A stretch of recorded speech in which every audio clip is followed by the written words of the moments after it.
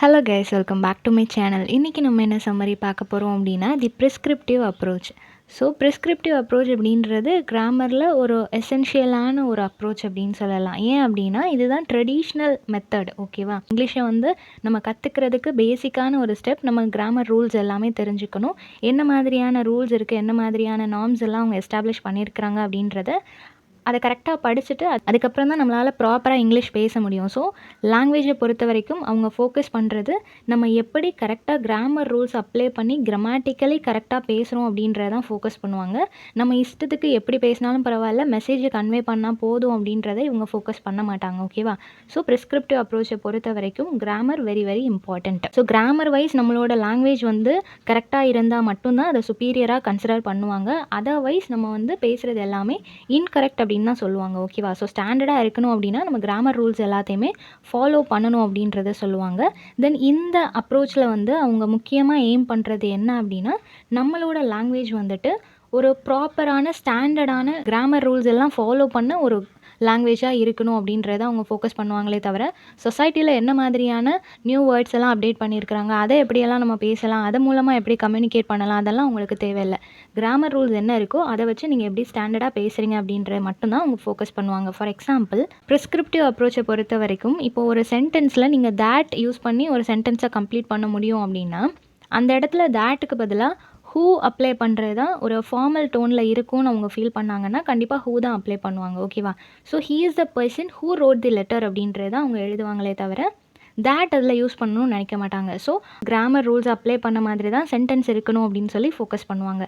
தென் இதோட historical background, இந்த ப்ரிஸ்கிரிப்டிவ் approach வந்து எப்போ ஸ்டார்ட் ஆச்சு அப்படின்னா 17th சென்ச்சுரியிலேயே அவங்க வந்து ஸ்டார்ட் பண்ணிட்டாங்க. கிராமர் ரூல்ஸ் எல்லாத்தையுமே இன்ட்ரடியூஸ் பண்ண ஆரம்பித்தாங்க. இந்த மாதிரி தான் நம்ம லாங்குவேஜை ப்ரெசென்ட் பண்ணணும் அப்படின்ற செட் ஆஃப் ரூல்ஸை வந்து கொண்டு வந்தாங்க. இதை கொண்டு வர்றதுக்கான ரீசன் என்ன அப்படின்னா இங்கிலீஷ் வந்து ஒரு குளோபல் லாங்குவேஜாக மாறிச்சு.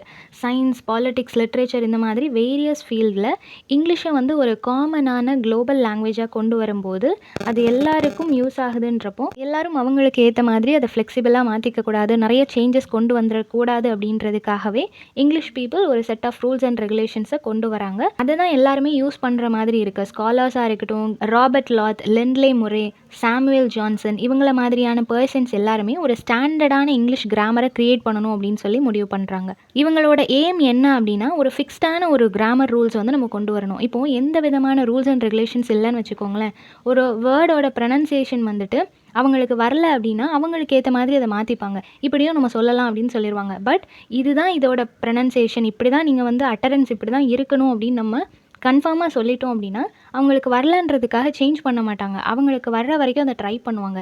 ஸோ அந்த மாதிரி ஃபிக்ஸ்டாக இருக்கணுன்றதுக்காக ஃபிக்ஸ்டாக சில கிராமர் ரூல்ஸ் எல்லாம் எஸ்டாப்ளிஷ் பண்ணுறாங்க.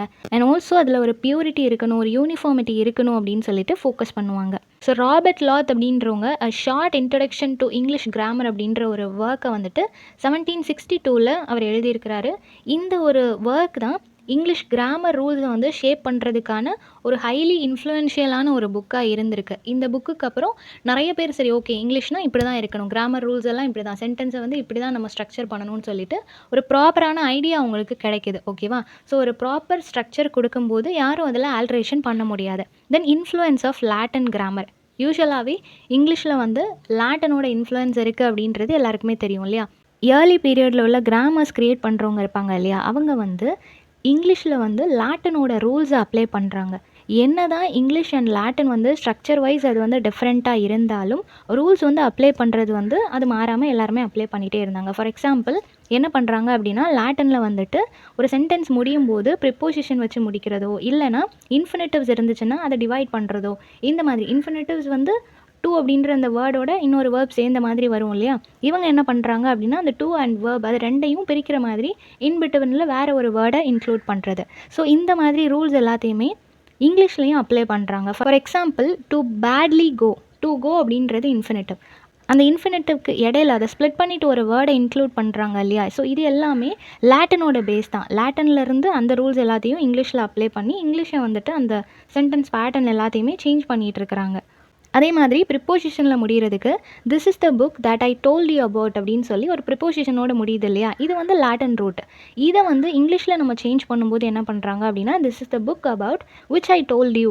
ஸோ இந்த மாதிரி சேஞ்ச் பண்ணி எழுதுறாங்க. லாட்டினில் உள்ள மாதிரி நம்ம ரூல்ஸ் அப்ளை பண்ணலாம். பட் இங்கிலீஷ்க்குன்னு ஒரு இண்டிவிஜுவாலிட்டி வேணும். நம்ம இந்த மாதிரி தான் எழுதணும்னு சொல்லிட்டு இங்கிலீஷ்க்குன்னு செப்பரேட்டாக ரூல்ஸை வந்து எழுத ஆரம்பிக்கிறாங்க. Next objectives of the prescriptive approach. என்ன மாதிரியான எய்ம், என்ன மாதிரியான கோல்ஸ் எல்லாம் செட் பண்ணுறாங்க அப்படின்னா, ஸ்டாண்டர்ட் இங்கிலீஷை க்ரியேட் பண்ணணும் அப்படின்றது தான் இவங்களோட எய்ம். ஓகேவா? ஏன்னா கலோக்கியலாக நிறையா இங்கிலீஷ் வந்து அவங்களுக்கு ஏற்ற மாதிரி ஃப்ளெக்சிபிளாக மாற்றிட்டு இருக்கிறாங்க.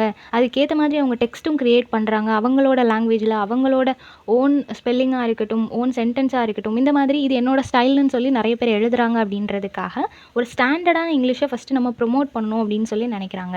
தென் இங்கிலீஷுக்குன்னு சில நார்ம்ஸ் இருக்குது இல்லையா? அது வந்து கரெக்டாக, அது ஸ்பீச்சாக இருக்கட்டும், ரைட்டிங்காக இருக்கட்டும், எதுவாக இருந்தாலும் கரெக்டாக இருக்கணும். இங்கிலீஷுக்குன்னு நாங்கள் set of rules and regulations கொடுத்துருக்கோம். அதை ஃபாலோ பண்ணி மட்டும்தான் நீங்கள் எழுதணும், பேசணும் அப்படின்றத வந்துட்டு இவங்க ரொம்ப ஃபோக்கஸ் பண்ணுறாங்க. நெக்ஸ்ட்டு வந்து அவங்க டிஃப்ரென்ஷியேட் பண்ணுறாங்க. பீப்புள் கிட்ட அவங்களுக்கு வேரியேஷனை க்ரியேட் பண்ணால் மட்டும்தான் அவங்க ஸ்டாண்டர்டாக பேசணும் அப்படின்னு ஃபோக்கஸ் பண்ணுவாங்க இல்லையா? ஸோ அவங்க எந்த அளவுக்கு ஸ்டாண்டர்டாக பேசுகிறாங்க, நான் ஸ்டாண்டர்டாக பேசுகிறாங்க அப்படின்றத வந்து டிஃப்ரென்ஷியேட் பண்ணி காமிக்க ஆரம்பிக்கிறாங்க. ஸோ தட் அவங்க ரூல்ஸில் நிறைய கான்சென்ட்ரேட் பண்ணுவாங்க அப்படின்றதுக்காக.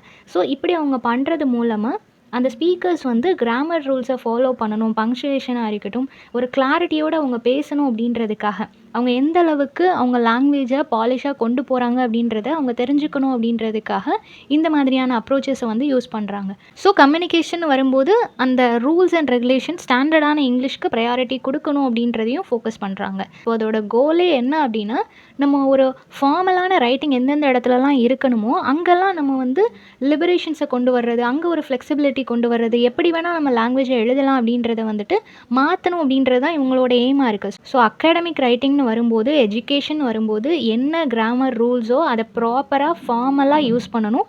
கிராமரை எப்படி படிக்கணுமோ, என்ன சென்டென்ஸ் ஸ்ட்ரக்சர் இருக்கோ அதை ஃபாலோ பண்ணணுன்றதை வந்து இவங்க ரொம்பவே ஸ்ட்ராங்காக எடுத்து வைக்கிறாங்க. Then role and education and society. இந்த ப்ரிஸ்கிரிப்டிவ் கிராமர் அப்படின்றது எஜுகேஷனை பொறுத்த வரைக்கும் ஒரு இம்பார்ட்டண்ட் ரோல் ப்ளே பண்ணுது இல்லையா? நம்ம ஈஸியாக டிஸ்கிரிப்டிவ் கிராமரை வந்து நம்ம ஸ்கூல் அண்ட் காலேஜ் புக்ஸில் கொண்டு வர மாட்டோம். நம்ம க்ரியேட் பண்ண ஓன் வேர்ட்ஸ், ஜென்சி வேர்ட்ஸாக இருக்கட்டும், இல்லை அதர் ஷார்ட் ஃபார்ம்ஸாக இருக்கட்டும், அது எல்லாத்தையும் நம்ம ஸ்கூல் அண்ட் காலேஜ் புக்ஸில் வந்து எடுத்துகிட்டு வர மாட்டோம் இல்லையா? ஸோ அந்த மாதிரி எஜுகேஷன் ஓரியன்டாக போகும்போது ஸ்டாண்டர்டான இங்கிலீஷ் தான் ப்ரிஃபர் பண்ணுறாங்க. And also social interaction.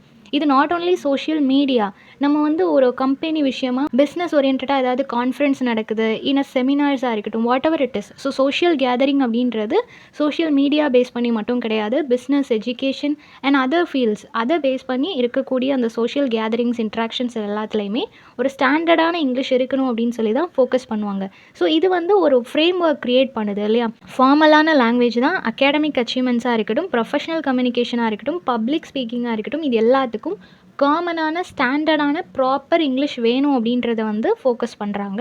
So இதை வந்து மக்களுக்கு புரியவும் வைக்கிறாங்க. எல்லா இடத்துலையும் ஃப்ளெக்சிபிலிட்டிஸ் நம்மளால் கொண்டு வர முடியாது. என்ன இருக்கோ அதை படிக்கிறது ரொம்ப இம்பார்ட்டண்ட் அப்படின்றது.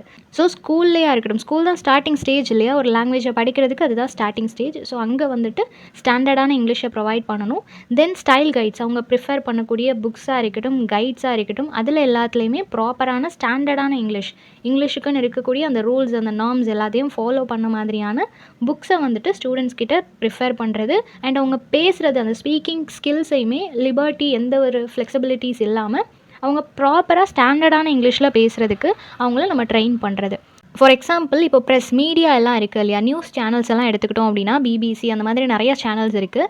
ஸோ அதிலெல்லாம் எந்த அளவுக்கு அவங்க ஜென்சி வேர்ட்ஸாக இருக்கட்டும், சோஷியல் மீடியா அந்த டேக்ஸ் இதெல்லாம் அவங்க யூஸ் பண்ணாலுமே அவங்க ஸ்டாண்டர்டாக நியூஸை வந்து ப்ரெசென்ட் பண்ணணும் அப்படின்னு ஃபோக்கஸ் பண்ணுவாங்க இல்லையா? ஸோ பங்க்சுவேஷன் எங்கே யூஸ் பண்ணணும், கிராமர் எங்கே ப்ராப்பராக யூஸ் பண்ணணும், எல்லாத்தையுமே ஒரு கிளாரிட்டியோடு அவங்க ப்ரெசென்ட் பண்ணணும்னு நினைப்பாங்க. ஸோ ஒரு நியூஸ் ரிப்போர்ட்டிங் அப்படின்னா அது ப்ராப்பரான கிராமட்டிக்கல் ஸ்ட்ரக்சரில் தான் இருக்கணும். அது போக எக்ஸ்ட்ரா அடிஷ்னலி நியூ வேர்ட்ஸை இன்க்ளூட் பண்ணிக்குவாங்களே தவிர கிராமர் ரூல்ஸை வந்து அவங்க என்றைக்குமே காம்ப்ரமைஸ் பண்ண மாட்டாங்க. ஸோ அதை தான் சொல்கிறாங்க. தென் ப்ரிஸ்கிரிப்டிவ் ரூல்ஸுக்கு வந்து சில எக்ஸாம்பிள்ஸ் என்ன அப்படின்னா, ஃபர்ஸ்ட் வந்து avoid ending sentence with preposition. ஒரு சென்டென்ஸில் வந்து ப்ரிப்போசிஷனோட முடிகிற மாதிரி அவங்க ஃபோக்கஸ் பண்ண மாட்டாங்க. whom are you talking to? So அதை எப்படி நம்ம சேஞ்ச் பண்ணி எழுதுகிறோம் அப்படின்னா, to whom are you talking அப்படின்னு சொல்லி எழுதுகிறாங்க இல்லையா? ஸோ ப்ரிப்போசிஷனில் முடியாத மாதிரி பார்த்துக்குவாங்க. நெக்ஸ்ட் என்ன அப்படின்னா, இன்ஃபினிட்டிவ்ஸை ஸ்ப்ளிட் பண்ணக்கூடாது. டு கோ அப்படின்னு இருக்குன்னா அது டு கோன்னு தான் வரணும். அதுக்கு மிடில் நம்ம வந்து ஒரு வேர்டை இன்க்ளூட் பண்ணக்கூடாது அப்படின்றதில் கான்சென்ட்ரேட் பண்ணுவாங்க. டு போல்லி கோ அப்படின்றத டு கோ போல்லி அப்படின்னு சொல்லி தான் எழுதுறாங்க இல்லையா?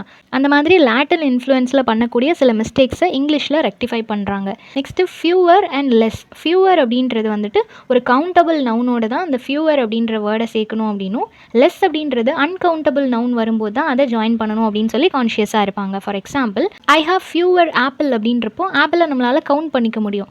ஆனால் ஐ ஹாவ் லெஸ் வாட்டர் அப்படின்றப்போ வாட்டரை நம்மளால் ஈஸியாக கவுண்ட் பண்ண முடியாது எவ்வளோ இருக்குது அப்படின்னு சொல்லிட்டு. ஸோ அதுக்கு லெஸ் யூஸ் பண்ணுறாங்க. ஸோ இந்த மாதிரி லாட்டின்லேருந்து எடுத்த ரூல்ஸ் அண்ட் ரெகுலேஷன்ஸ், ஸோ இந்த மாதிரி சில சேஞ்சஸை வந்து கொண்டு வந்திருக்கிறாங்க. இது எல்லாமே ப்ரிஸ்கிரிப்டிவ் கிராமரில் இருக்கக்கூடிய ஃபாலோ பண்ணக்கூடிய ரூல்ஸ் அண்ட் ரெகுலேஷன்ஸ். ஓகேவா? தென் அவாய்ட் டபுள் நெகட்டிவ்ஸ்.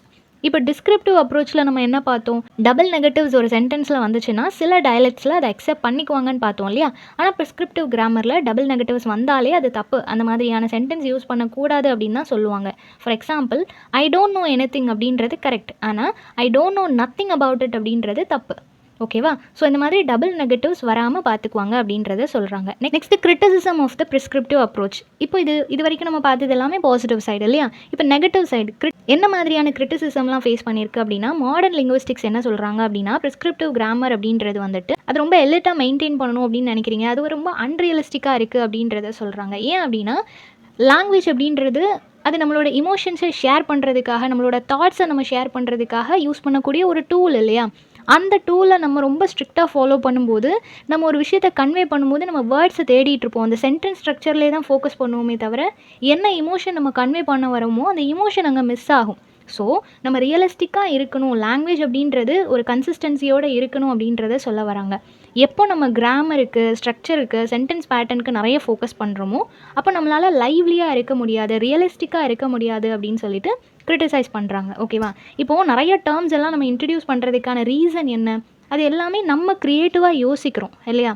அந்த க்ரியேட்டிவ் ப்ராசஸே இங்கே ஸ்டாப் ஆகிற மாதிரி சொல்கிறாங்க. ஸோ ப்ரிஸ்கிரிப்டிவ் கிராமர் அப்படின்றது ஒரு ரீஜனல் டயலெக்டை வந்து ஸ்டாப் பண்ணுது. கலோக்கியலாக நம்ம எக்ஸ்ப்ரெஸ் பண்ணக்கூடியது, நேச்சுரலாக நம்ம பேசக்கூடியது எல்லாத்தையுமே ஸ்டாப் பண்ணுது அப்படின்னு சொல்கிறாங்க. ஸோ எந்த விதமான க்ரியேட்டிவ் ப்ராசஸும் அங்கே இருக்காது, எந்த விதமான ஒரு இமோஷன்ஸையும் நம்ம ஷேர் பண்ண முடியாது, எப்போவுமே ரொம்ப கான்ஷியஸாக நம்ம பேசுகிற மாதிரி இருக்கும். ஸோ அது வந்து ஒரு நேச்சுரலான டாக்காக இருக்காது அப்படின்றத சொல்கிறாங்க. ஃபார் எக்ஸாம்பிள், இப்போது ஒவ்வொரு டயலெக்ட்ஸ்லையும் ஒவ்வொரு மாதிரியான லாங்குவேஜ் யூஸ் பண்ணுவாங்க இல்லையா? சில டயலெக்ட்ஸில் வந்துட்டு 2 நெகட்டிவான வேர்ட்ஸை ஒரு சென்டென்ஸில் யூஸ் பண்ணுறது கரெக்ட் தான் அப்படின்னு சொல்லி சில டயலெக்ட்ஸில் சொல்கிறாங்க அப்படின்னா, அவங்க இவ்வளோ நாள் அதை யூஸ் பண்ணிகிட்டு இருந்திருப்பாங்க. இப்போ நீங்கள் ப்ரிஸ்கிரிப்டிவ் அப்ரோச் அப்படின்னு ஒன்று கொண்டு வந்து அதை தப்புன்னு சொல்லும்போது, அவங்க ஒவ்வொரு தடவை பேசும்போதும் நான் கரெக்டாக பேசுகிறேன்னா, 2 நெகட்டிவ் நான் ஒரு சென்டென்ஸில் யூஸ் பண்ணலையா அப்படின்னு சொல்லி ரொம்ப கான்ஷியஸாக பேசுகிற மாதிரி இருக்கும் இல்லையா? ஸோ அந்த ஒரு விஷயம் வேண்டாம் அப்படின்றது தான் கிரிட்டிசைஸ் பண்ணுறாங்க. தென் கண்டெம்ப்ரரி ரெலவென்ஸ். இப்போது இவ்வளோ கிரிட்டிசிசம் நம்ம ஃபேஸ் பண்ணாலும் இப்போ வரைக்கும் அந்த ப்ரிஸ்கிரிப்டிவ் அப்ரோச்சுக்கு இருக்கக்கூடிய அந்த ஒரு ஜோஷ் இன்னும் இருந்துகிட்டே தான் இருக்குது. அதை யூஸ் பண்ணுறவங்க இன்னும் யூஸ் பண்ணிக்கிட்டே தான் இருக்கிறாங்க. ஏன் அப்படின்னா, அதை ஒரு வேல்யூபிளான ஒரு சோர்ஸாக மாடர்ன் சொசைட்டியில் அதை திங்க் பண்ணுறதுக்கான ரீசன் என்ன அப்படின்னா, அது ஒரு ஃபார்மல் டெக்ஸ்ட்டு இல்லையா? நம்ம வந்து எல்லா இடத்துலையுமே நம்மளால் கலோக்கியலாக இன்ஃபார்மலாக பேசிகிட்டு இருக்க முடியாது. சில இடங்களில் ரெஸ்பெக்டடான சில பிளேஸில் நம்ம வந்து ஃபார்மலாக பேச வேண்டியது ரொம்ப அவசியம், ஃபார்மலாக எழுத வேண்டியது, ஃபார்மலான ஒரு மீட்டிங் அரேஞ்ச் பண்ண வேண்டியது ரொம்ப அவசியம். ஸோ அந்த மாதிரியான சிச்சுவேஷனில் நம்ம இந்த ஒரு மெத்தடை தான் நம்ம யூஸ் பண்ணிகிட்ருக்கிறோம். ஃபார் எக்ஸாம்பிள், அகாடமிக் ரைட்டிங்காக இருக்கட்டும், ஜேர்னலிசமாக இருக்கட்டும், ப்ரொஃபஷனல் கம்யூனிகேஷனாக இருக்கட்டும். ஸோ இந்த மாதிரி நிறைய எஜுகேஷன் ஓரியன்டாக, பிஸ்னஸ் ஓரியன்டாக போகும்போது நம்ம ஃபார்மலான ஒரு கான்டெக்ஸ்ட்டை தான் ப்ரிஃபர் பண்ணுறோம். ஸோ அதுக்கு வந்து இந்த ஒரு அப்ரோச் ஹெல்ப் பண்ணுது அப்படின்றத சொல்கிறாங்க. ஸோ ஒரு அகாடமிக் ரைட்டிங் அப்படின்னு வரும்போது கிராமட்டிக்கல் ரூல்ஸ் எல்லாமே நம்ம ஃபாலோ பண்ணால் மட்டும்தான் ப்ராப்பரான ஒரு டெக்ஸ்ட்டை வந்து நம்மளால் ஸ்டூடெண்ட்ஸ்க்கு ப்ரொவைட் பண்ண முடியும். அதில் வந்துட்டு ஒரு கிளாரிட்டி இருக்கணும், ஒரு அத்தாரிட்டி இருக்கணும். ஸோ இது எல்லாம் இருக்கணும் அப்படின்னா நம்ம அதுக்கு ஃபார்மலான ரைட்டிங்கை தான் ப்ரிஃபர் பண்ணணும். தென் ரிசர்ச்சர்ஸுமே அந்த மாதிரி தான் பப்ளிஷ் பண்ணக்கூடிய அந்த ஒர்க்ஸ் எல்லாமே அவங்க நிறைய ரிசர்ச் பண்ணதுக்கப்புறம் கொடுக்கக்கூடியது. ஸோ அதில் வந்துட்டு அவங்க கிராமர், பங்க்சுவேஷன் எல்லாத்தையுமே ப்ராப்பராக அவங்க சீரியஸாக மெயின்டைன் பண்ணி அதை ப்ரெசென்ட் பண்ண வேண்டியது ரொம்ப இம்பார்ட்டண்ட்டாக இருக்குது. ஸோ ப்ரிஸ்கிரிப்டிவ் அப்ரோச் அப்படின்றது இதுதான். கிராமர் ரூல்ஸ் எல்லாத்தையும் ப்ராப்பராக அவங்க வந்து அப்ளை பண்ணி ஒரு ப்ராப்பரான ஒரு புக்கை வந்து ப்ரெசென்ட் பண்ணுறது, ஸ்டாண்டர்டான ஒரு லாங்குவேஜில் அதை ப்ரெசென்ட் பண்ணுறது. ஸோ இது வந்து ஒரு clear communication and also standard கம்யூனிகேஷனுக்கு இது ஹெல்ப் பண்ணுது இல்லையா? ஸோ இதில் வந்து லிமிடேஷன்ஸ் நம்ம வந்து க்ரியேட் பண்ணுறதுக்கு நிறைய சான்சஸ் இருக்குது. ஏன்னா நம்ம வந்து இவ்வளோ தான் வேர்ட்ஸ், இதுக்குள்ளே தான் நீங்கள் பேசி ஆகணும், இந்த மாதிரியான ரூல்ஸ் அண்ட் ரெகுலேஷன்ஸ் தான் இப்படி தான் ஸ்ட்ரக்சர் பண்ணணும்னு சொல்கிறது வந்து ஒரு லிமிடேஷன்ஸ் க்ரியேட் பண்ணுற மாதிரி, ஒரு பவுண்ட்ரி செட் பண்ணுற மாதிரி. இப்படி பவுண்ட்ரி செட் பண்ணாலும் அது வந்து ரொம்ப நீட்டாக நீட் அண்ட் கிளியராக இருக்குது அப்படின்றத சொல்கிறாங்க. ஸோ என்னதான் அது ஒரு எவ்ரிடே கான்வர்சேஷனில் ஒரு அன்ரியலிஸ்டிக் கான்வர்சேஷனாக அதை சேஞ்ச் பண்ணுறதா இருந்தாலும், நிறைய ரெஸ்ட்ரிக்ஷன்ஸை கொண்டு வரதா இருந்தாலும், ஃபார்மலான சில மொமெண்ட்டுக்கு வந்து இதுதான் கரெக்டாக இருக்கும் அப்படின்னு சொல்கிறாங்க. ஓகேவா? ஸோ இந்த டாபிக் எல்லாருக்கும் புரிஞ்சிருக்கும்னு நினைக்கிறேன். நெக்ஸ்ட் என்ன டாப்பிக்கில் வீடியோ போடலான்னு சொல்லி கமெண்ட் பண்ணுங்கள். தேங்க்யூ ஃபார் வாட்சிங்.